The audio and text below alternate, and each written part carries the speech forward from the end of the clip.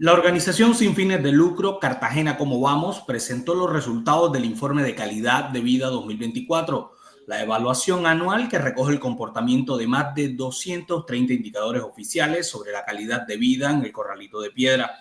Estos datos miden el desempeño de la ciudad bajo la administración del alcalde Dumet Turbay y que marca un seguimiento al Plan de Desarrollo 2024-2027 titulado Cartagena Ciudad de Derechos. Para conversar sobre las principales revelaciones, saludamos a Eliana Salas, directora de Cartagena Cómo Vamos. Bienvenida al Caimán, gracias por estar con nosotros. Hola Miguel y hola a todos los escuchas que están conectados ahorita con Noticias Caimán. Bueno, gracias por este espacio. Leyendo el informe, nos encontramos que aunque la ciudad ha tenido un repunte en materia de llegada de turistas, lo que pudiera significar más ingresos para Cartagena, eso no pareciera, doctora Salas, repercutir en la mejora de los índices, por ejemplo, de pobreza extrema. ¿Cuáles son los datos puntuales y qué análisis le merece a ustedes desde Cartagena? ¿Cómo vamos? Bueno, lastimosamente, a la fecha en la que estamos conversando sobre la calidad de vida en Cartagena, no ha sido posible conocer información actualizada sobre el estado de la pobreza extrema y pobreza monetaria en Cartagena. El DANE aún no ha publicado los datos 2024, así que tenemos la visión hasta 2023. Por tanto, todo el efecto, todos los avances o retrocesos que hemos tenido en el 2024, todavía no conocemos cuál ha sido su repercusión en términos de pobreza. Sin embargo, lo que sí podemos hacer es revisar cuál ha sido la historia reciente de la ciudad en términos de superación de pobreza. Y la noticia sí es crítica. Lo que tenemos es una ciudad que en los últimos 12 años prácticamente, si revisamos la historia desde 2012, no ha podido disminuir prácticamente la pobreza en la ciudad. Hace 12 años, hace en 2000, casi 13 años, en 2012, teníamos el 42% de la población viviendo en una situación de pobreza monetaria. ¿Eso qué significa? Que era 4 de cada 10 cartageneros prácticamente, que no podían al mes tener ingresos suficientes para cubrir las necesidades más básicas. Y teníamos un 10% de pobreza extrema, que es decir, uno de cada 10 cartageneros no tenía los ingresos suficientes para cubrir al menos su alimentación. Cuando nos vamos a la actualidad más reciente que tenemos, que es 2023, vemos que la cifra permanece prácticamente igual, incluso más crítica. El 41% de los cartageneros en 2023 estaba en pobreza monetaria y el 13% estaba en pobreza extrema.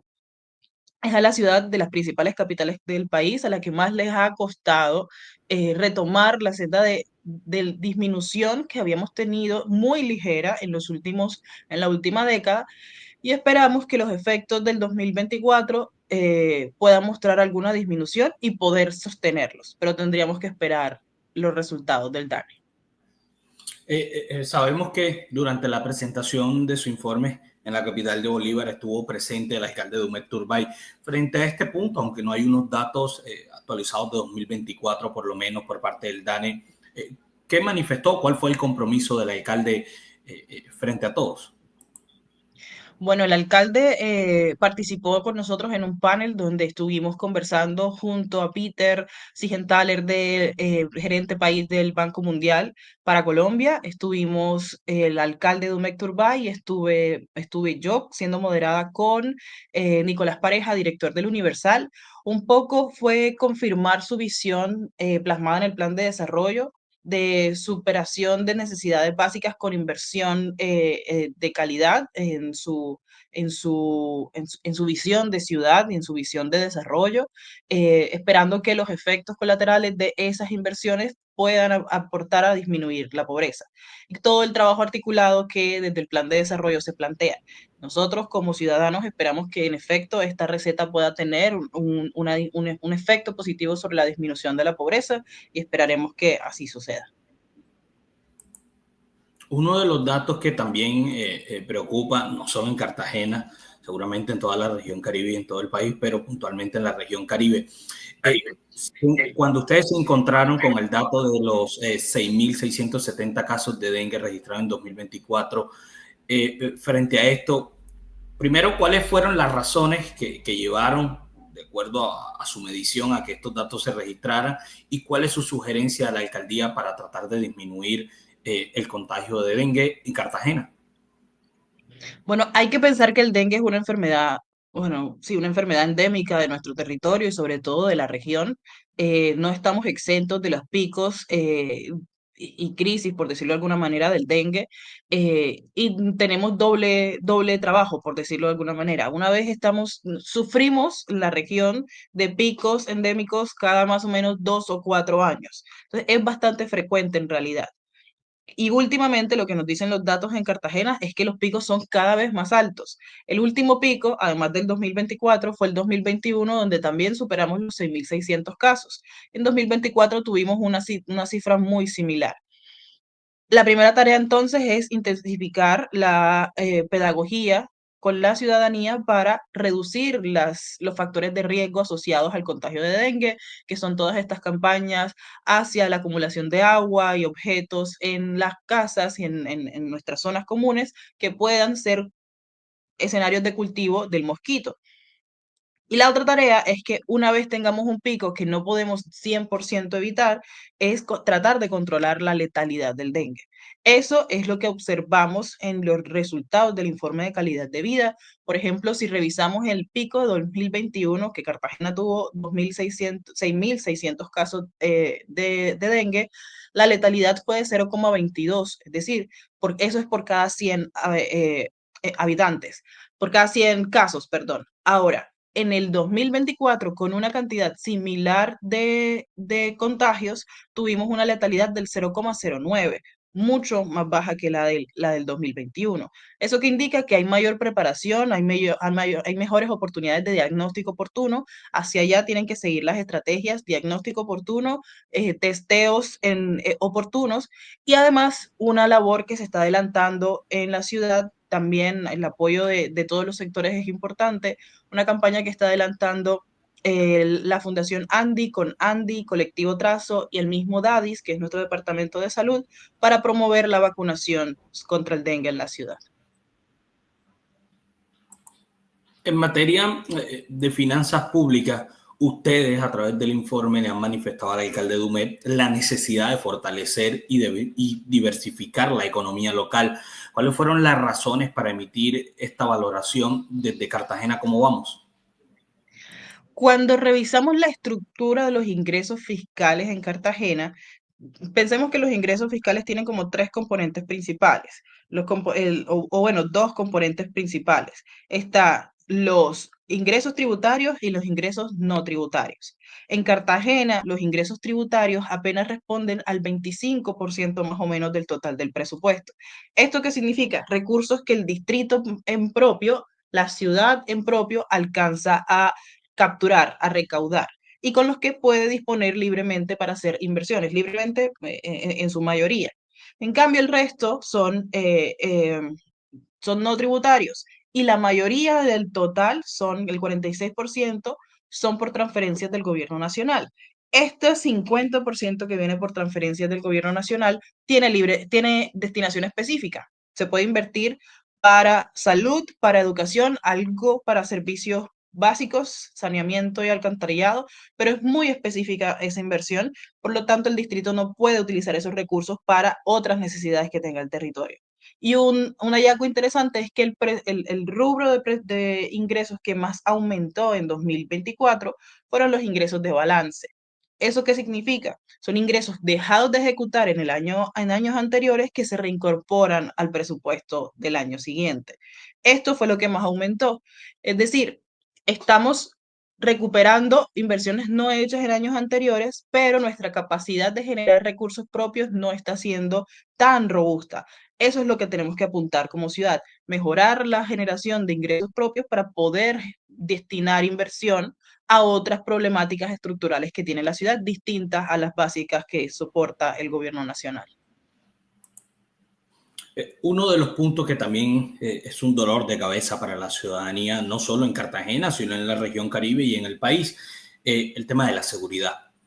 Vemos que el homicidio es lo que más aumentó en Cartagena y que ha aumentado también en otras ciudades. ¿Qué encontraron ustedes en materia de estadística desde Cartagena? ¿Cómo vamos? ¿Cuáles son los puntos a mejorar? ¿Y qué recomendaciones le hacen a la alcaldía?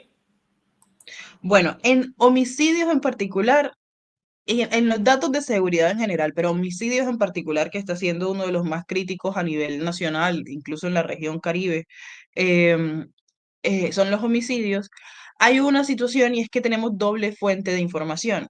Está la fuente de información de la policía y está la fuente de información de medicina legal. La que deberíamos utilizar, es decir, el deber ser quien contabiliza las muertes violentas en el país es medicina legal. Sin embargo, pues el dato de policía, al ser, por ejemplo, en el caso de Cartagena, existir policía metropolitana, es más fácil encontrar y analizar a profundidad lo que está sucediendo con los datos de policía. Entonces, cuando revisamos estas dos fuentes de información, tenemos que la ciudad tuvo en 2024 más de 380 casos de homicidios durante el año. Sin embargo, los datos varían. De acuerdo con policía, fueron 381 casos y de acuerdo con medicina legal fueron 411 casos, 30 casos de diferencia. Entonces, el primer reto es lograr armonizar las bases de datos a nivel país para poder tomar decisiones más oportunas. En ambos casos, la tasa de homicidios supera la meta del plan de desarrollo. En policía aumenta un punto, pasando a 36 casos por cada 100.000 habitantes, y aunque con medicina legal disminuye a 38,8 casos por cada 100.000 habitantes, todavía está muy por encima de la meta del plan, que es 28 casos. Y entre las 5 principales capitales del país, Cartagena se encuentra en el tercer lugar con mayor tasa de homicidio, en primer lugar Cali, en segundo lugar Barranquilla, y luego muy por debajo, incluso de Cartagena, Bogotá y Medellín. Entonces, nos presenta retos importantes que tenemos que abordar en el territorio.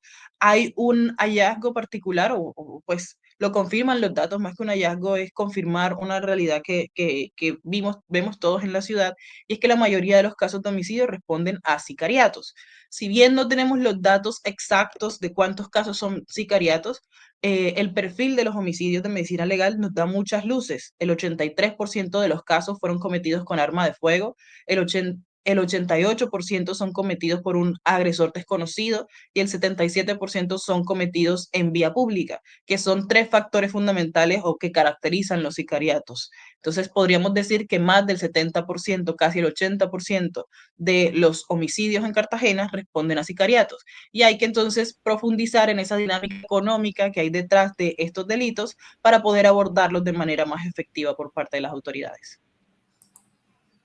Finalmente, doctora Sala, ¿cómo encuentran ustedes o qué seguimiento de acuerdo a los puntos, o, sí, a los índices que ustedes midieron desde Cartagena, cómo vamos con relación al primer año de la administración del alcalde Dumet?